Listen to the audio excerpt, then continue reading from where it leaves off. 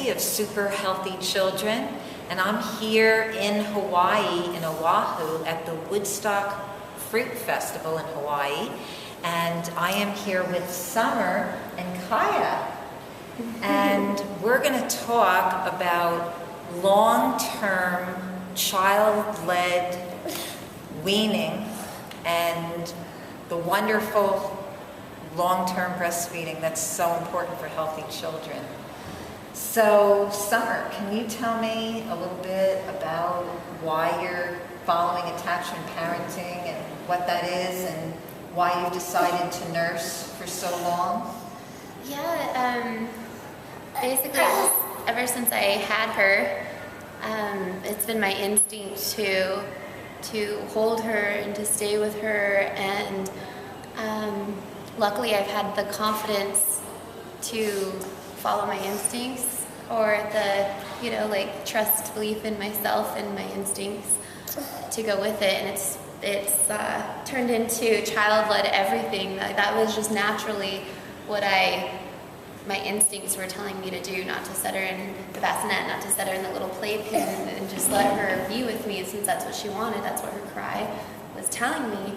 And so then someone told me that it was called attachment parenting, what I was doing. And you were just following your motherly instincts. And so many women don't follow their instincts.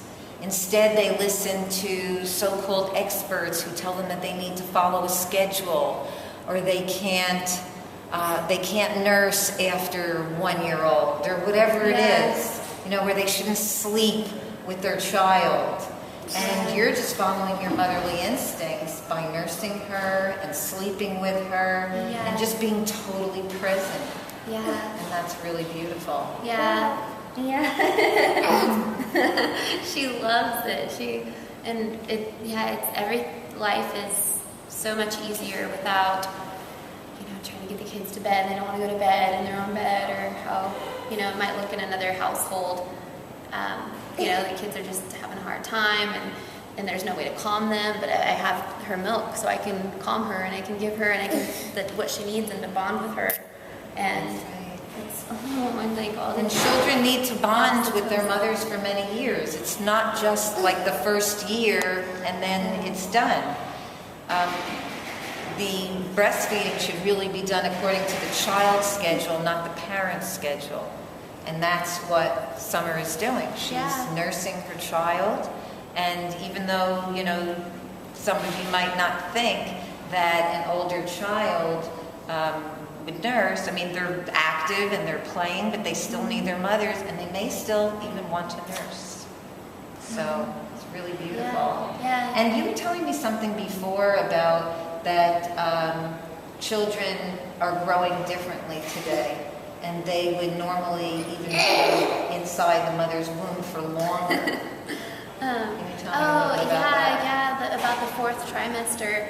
I found out about that about the time when someone told me about attachment parenting and why it was that I was craving to just hold her, or that she was craving that. She would cry if I wasn't holding her, and or when she'd wake up and find me that I wasn't holding her, and it's because we used to have a fourth trimester as the human species, and it went away because of our heads getting bigger. Like the mothers would have to, the child would just naturally come out sooner because our heads were getting bigger, and otherwise they wouldn't be able to have their babies, So they're supposed to be this whole fourth trimester, and they're supposed to, since it's not, it's better to wear them skin to skin, so that you can simulate them still being in your belly in a way, just being attached to you. They're not meant to just be moving around and on their own, and that's why they just want to be cradled and hugged so tightly, and they were, when you think about it, a child is in the mother's womb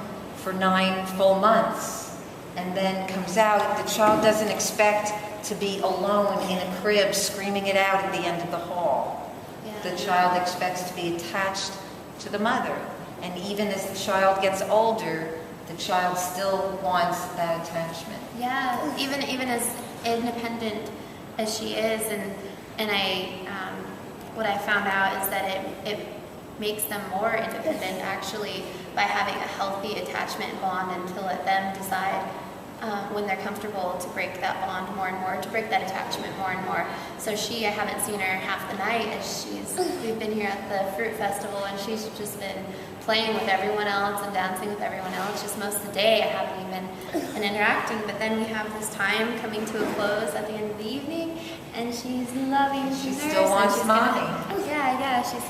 She can go to, be able to have her milk before she goes to bed. Wow. Well, thank you so much.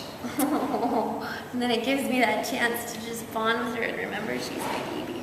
That's right. It's good for mothers also. I think that mothers really feel separated when their child is put in a bed by themselves, and when people tell them not to nurse, that they should give formula to the baby, which is not only toxic for the baby, but it also causes separation problems for the mother, which she may not realize at the time. I've even heard that postpartum depression is often a result of that separation.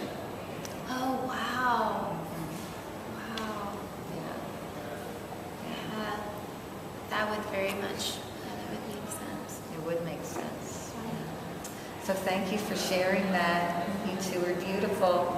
Thank you.